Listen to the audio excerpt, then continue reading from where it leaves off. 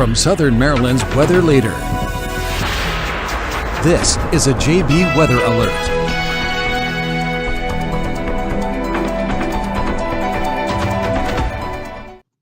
Hello and good afternoon. I'm Forecaster John Bordash with you here in the JB Weather Center this afternoon, tracking a severe thunderstorm that's going to be crossing the Potomac River here in parts of southern Maryland over the next half hour or so. Zooming out to give you a large-scale picture of what we're looking at.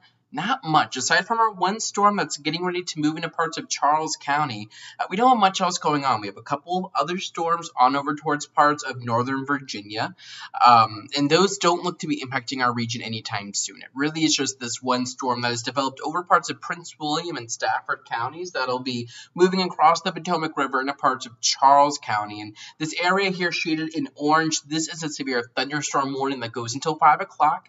This is in parts of Charles County from parts of 301 back to the west towards the Potomac River.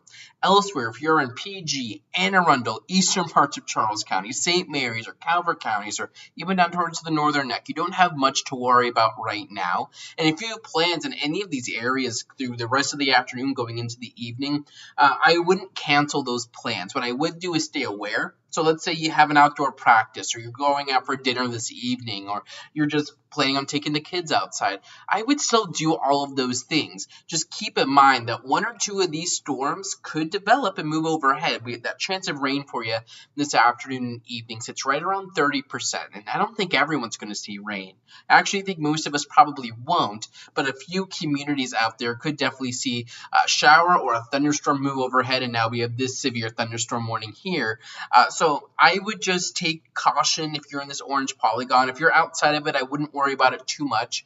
Maybe areas in southern parts of Charles County, maybe down towards Belle Alton and Newburgh, and maybe even down towards Chaptacombe, Bushwood, and St. Mary's County. Want to just keep this in mind.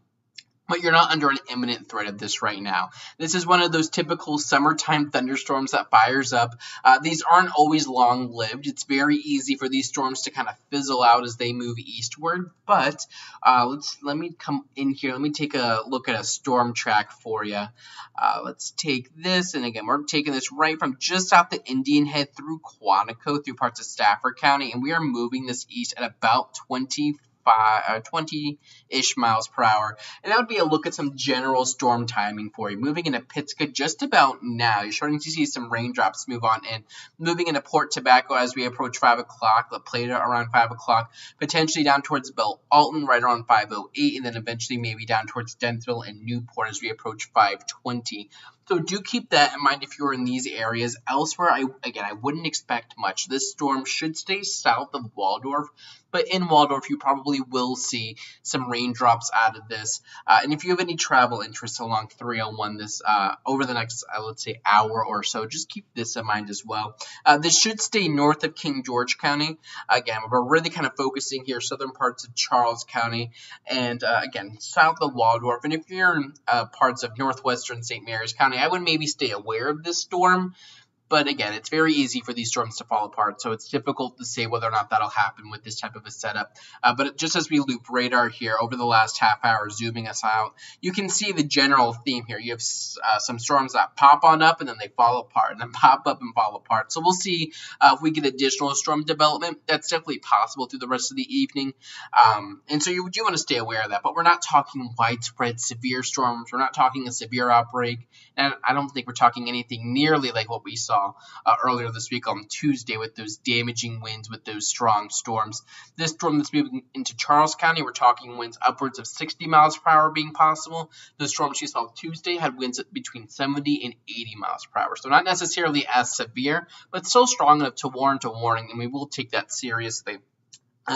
Again, through the rest of the evening, showers and storms will remain possible. I'll see if I can't just get a quick run of Futurecast loaded up here, so we'll do a little bit of multitasking with it. We'll turn off all of our layers here. Let me get in here and run a Futurecast. Let's get that changed over. That's awesome. We want to take the current timestamp off.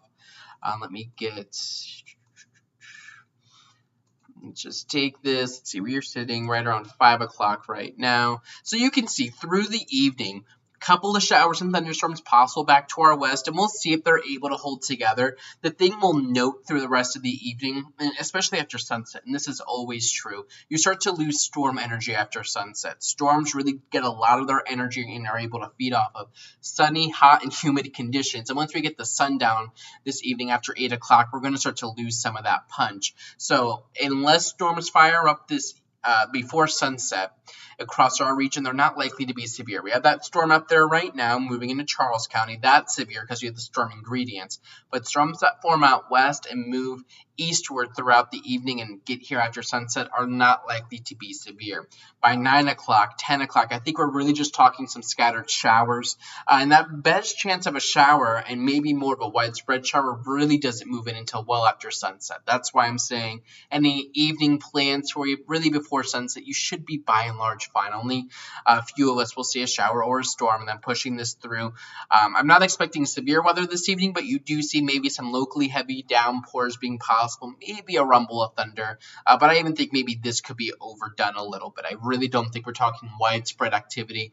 We had the same setup yesterday, and we saw very little across the region, so we'll see if we can't hold that again as we head into the night tonight. But I'll be here in the Storm Center throughout the rest of the afternoon, continuing to track everything. Any new warnings come through, we'll be back here live. And I'll, of course, have updates on Facebook and Twitter. And then you can always access Radar and Futurecast and my latest forecast at jbweather.net. Always recommend you heading over there, bookmarking the page. You can access all of my content over there. In the meantime, though, I'm Forecaster John Bordash. Thank you for joining me right now. And again, if you have any new warnings, I'll be back here with you live to continue to track it. Have a nice and safe one, and keep it tuned right here to JB Weather for the latest information. Check the forecast anytime online at jbweather.net.